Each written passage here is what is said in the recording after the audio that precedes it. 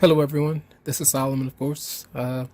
There's been a lot of information coming through regarding my new career path as a psychic medium. And even though I'm excited about it, there has been a lot. I mean, the energy is intense and there's a lot of information, but it's contradictory, based on non-physical reality and the physical reality that may surround me and where I go and who I may see and talk to.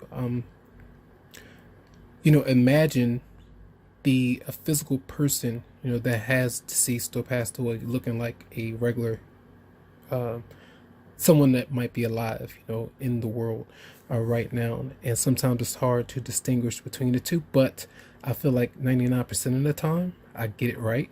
But with the information that's coming through, I still don't have complete clarity as to what exactly to do. So I have to test out a few theories with the wider world and see how can I, approach this so that I can make the move that I need to go ahead and, start doing different things. But until the messages are crystal clear, I need to just, I was going to just provide a few readings and maybe even next week as well. But it's not going to be, maybe not every week moving forward, but I'll get them out when I can. But I just thought I would mention that to some of you because the previous upload I put out, I was guided to not do them at all, but something is pulling me to do them. There's something that's, saying go ahead and do it and see if anything shifts. I know it's a full moon in not a full moon, a new moon in Pisces this weekend, so maybe something does transpire where I'll gain even more clarity on certain things. It's very magical, but it's very intense. There's a lot of hidden things going on that might not be so pleasant. It may even scare people at times, but I'm able to handle that.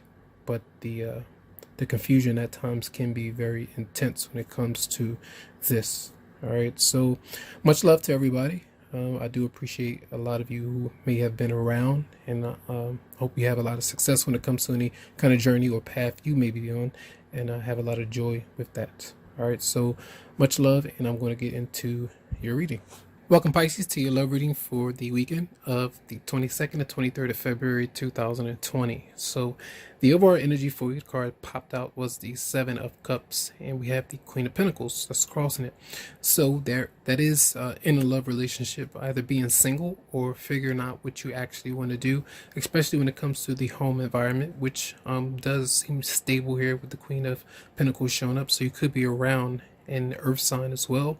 Could be a romantic partner, male or female, just depends there. But often this is like I see like a single kind of energy because you're focused on the long term with the Ten of Pentacles. Some of you could be married, or you're thinking about a proposal of some kind, of being in a relationship, or moving in with somebody, getting closer to someone, or just even as well being around other people within the home environment with the Ten of Pentacles there. So that does look good.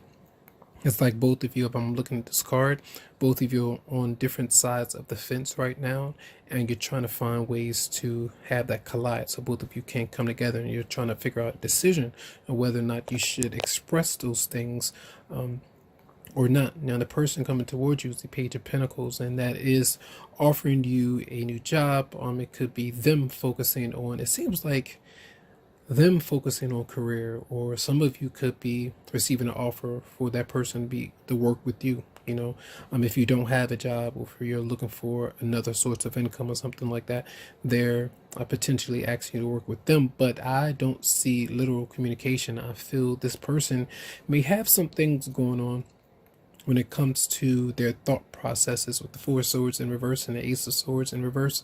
This is often obsessively thinking or in their own head about certain things, and the fears that they may have, it could be surrounding anything, but there's a lack of truth and a lack of communication there, and them not really expressing themselves. So in overdrive, and they may be seeking some kind of counseling for whatever this might be. So whenever I see this combination, it can come through as very severe.